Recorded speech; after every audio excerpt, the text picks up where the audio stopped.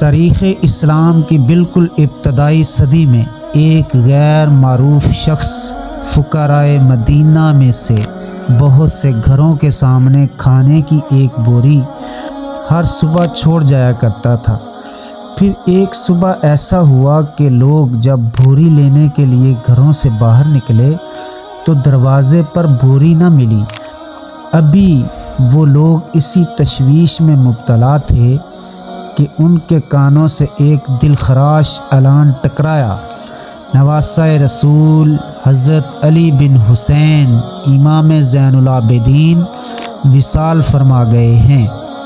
ان کے وصال کی خبر سن کر پورا شہر مدینہ دہل گیا اور ہر دل کے گہرے غم و الم کی تصویر بن گیا۔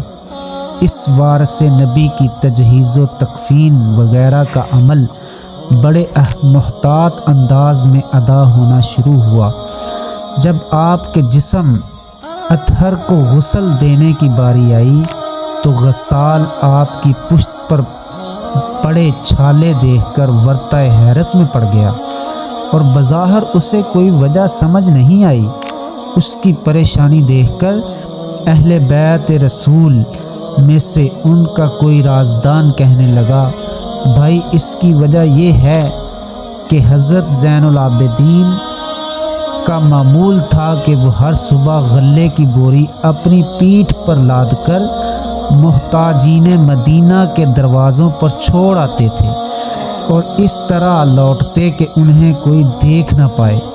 اس لیے آج تک کسی کو یہ معلوم نہ ہو سکا کہ دروازوں کے سامنے ہر صبح بوری چھوڑ جانے والا شخص کون تھا۔